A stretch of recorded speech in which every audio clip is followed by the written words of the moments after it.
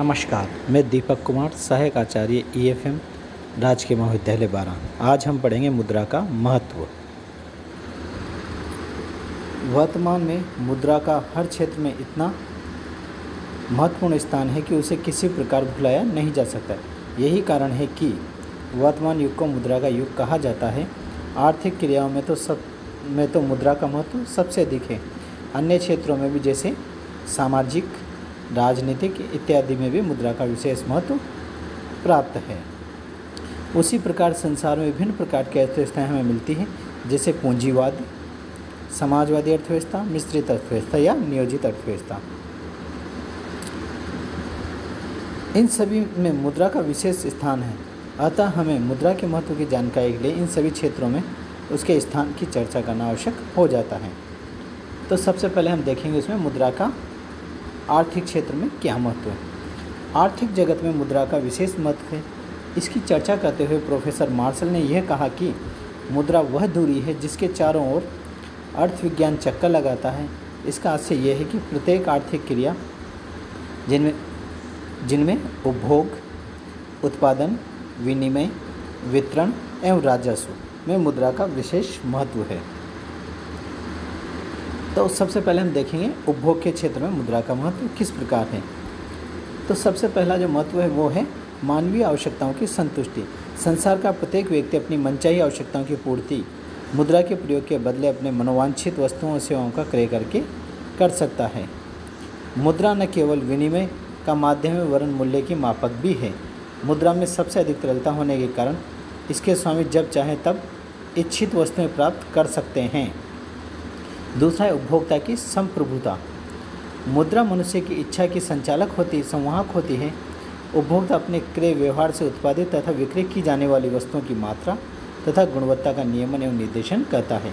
इसलिए पूंजीवादी अर्थव्यवस्था में उपभोक्ता को बाजार का बादशाह भी कहकर पुकारा जाता है।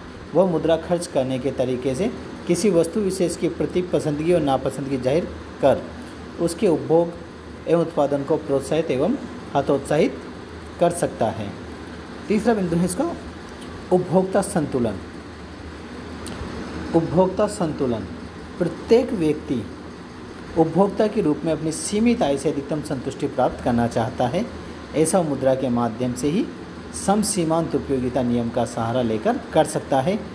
एक उपभोक्ता तभी संतुलन की स्थिति में होगा जब वो अपनी सीमित आय मुद्रा को इस प्रकार व्यय करे कि उपभोग की जाने वाली प्रत्येक वस्तु पर द्रव्य की व्यय की गई इकाई से प्राप्त सीमांत उपयोगिता समान हो।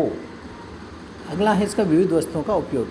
विनिमय के कार्य में लगने वाले समय और श्रम बचाकर उपभोग की जाने वाली वस्तुओं की संख्या अनगिनत स्तर तक पहुंच गई है।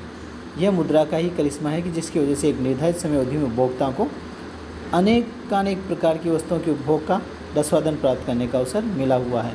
कहने का तात्पर्य यह है कि उपभोक्ता नई कई प्रकार की वस्तुओं का उपभोग कर पा रहा है। वर्तमान तथा भावी उपयोग। प्रयोग के फलस्वरूप हम अपनी आय का उपभोग न केवल वर्तमान आवश्यकताओं की पूर्ति के लिए कर सकते हैं अपितु भविष्य की आवश्यकताओं को भी पूरा कर सकते हैं। ऐसा इसलिए संभव हो सका है क्योंकि मुद्रा में मूल्य संचय तथा मूल्य स्थायित्व का गुण विद्यमान है। पहले वस्तु विनिमय की प्रणाली थी तो वहाँ पर वस्तुओं को अधिक समय तक इकट्ठा या संग्रहित नहीं किया जा सकता, लेकिन मुद्रा को बैंकों के माध्यम से या व्यक्ति अपनी तिजोरी में रखकर उनको संग्रह कर सकता है। रॉबर्टसन ने उपयोग के क्षेत्र में मुद्रा के महत्व को निम्नलिखित शब्दों में व्यक्त किया है। उन्होंने कहा है कि मुद्रा समाज के प्रत्येक सदस्य को विश्वास दिलाती है कि रोजगार के जो साधन उपलब्ध हैं उनके द्वारा उसको अधिकतम उपभोग तथा भौतिक आनंद प्राप्त हो सकेगा।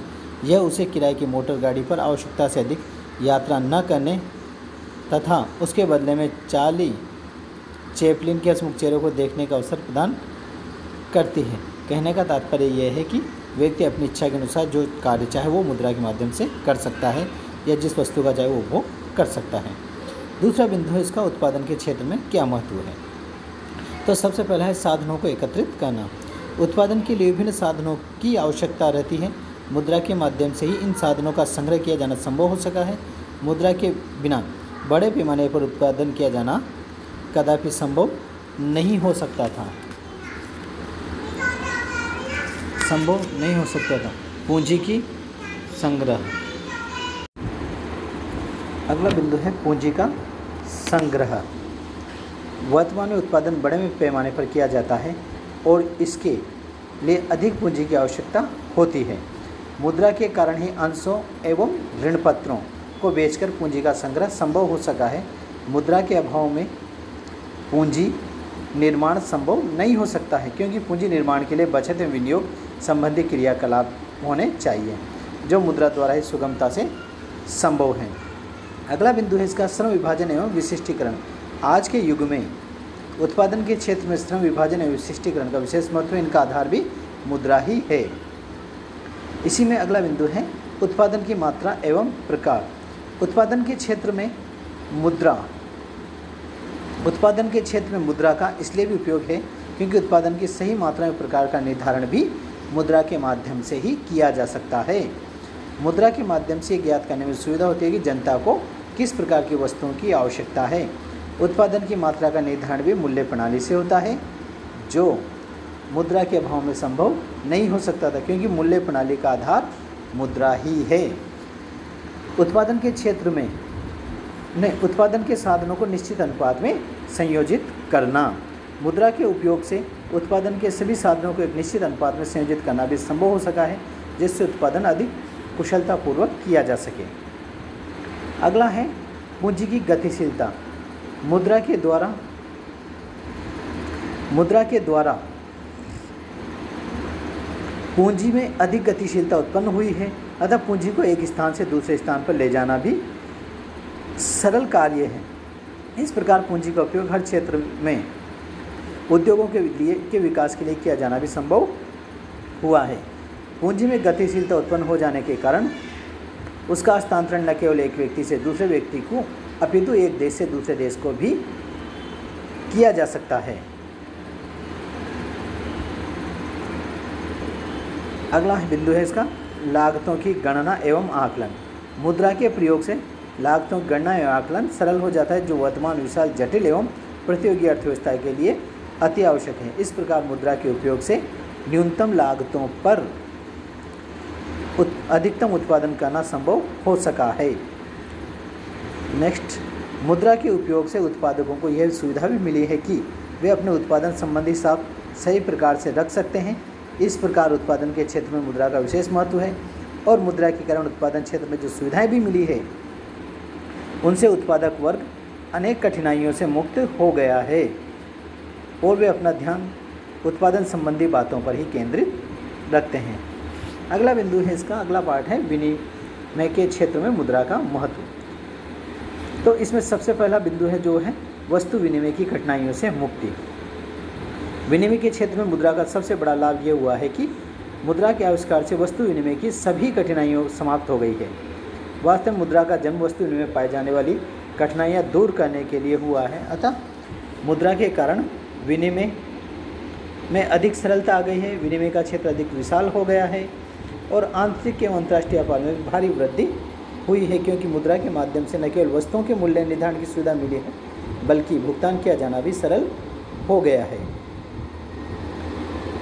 भावी भुगतानों का आधार भी मुद्रा ही है, जिसे व्यापार का अधिक विस्तार हुआ है। इसमें अगला है साख का उपयोग भी मुद्रा के कारण ही संभव हुआ है।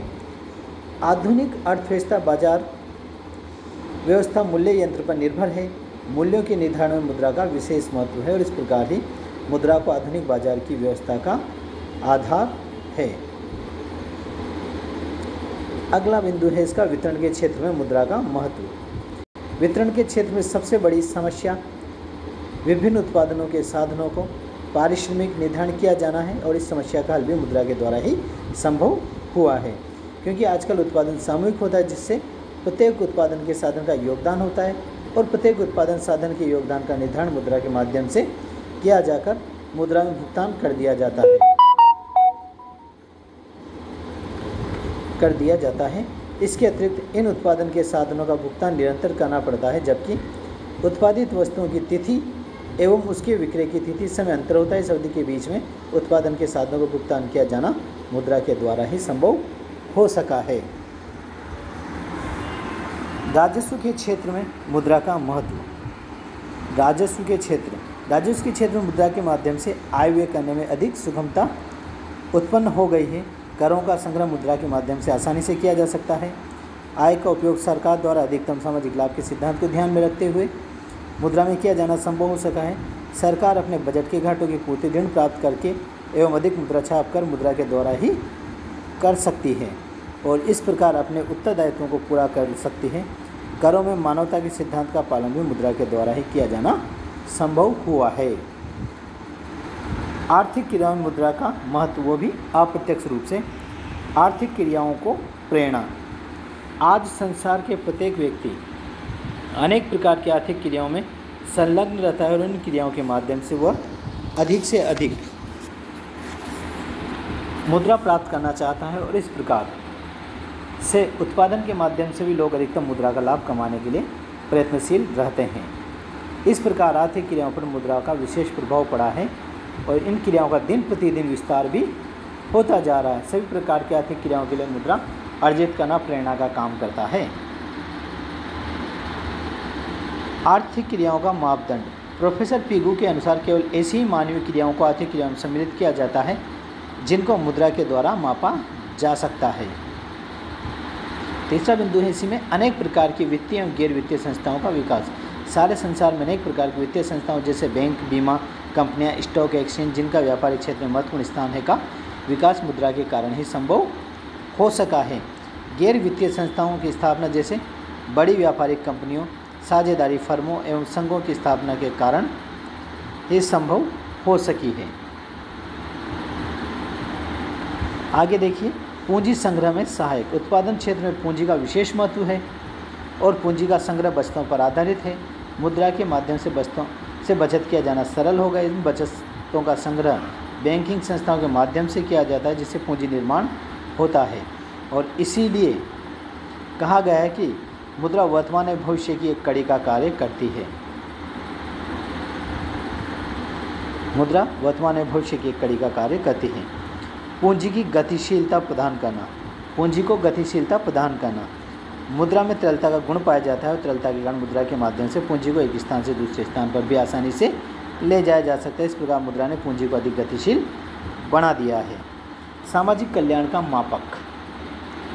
एक देश की राष्ट्रीय आय की गणना मुद्रा के द्वारा ही की जाती है और राष्ट्रीय आय के वितरण का आधार भी मुद्रा ही है और सरकार के द्वारा अपनी आय का व्यय किस प्रकार किया जाता है इसकी जानकारी मुद्रा के द्वारा ही की जाती है। इन तमाम बातों को सामाजिक कल्याण से गहरा संबंध है तो हम कह सकते हैं कि मुद्रा सामाजिक कल्याण के मापन का आधार है। मुद्रा एवं आर्थिक विकास।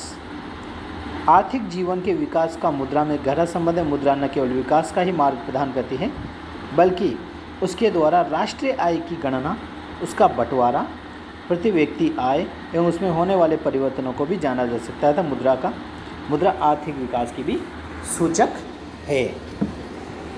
अंतर्राष्ट्रीय सहयोग।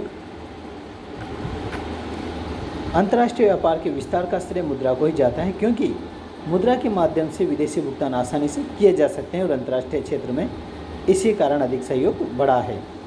मुद्रा के उपयोग से विकसित देश अल्प विकसित देशों को बड़ी मात्रा में वित्तीय सहायता प्रदान कर सकते हैं।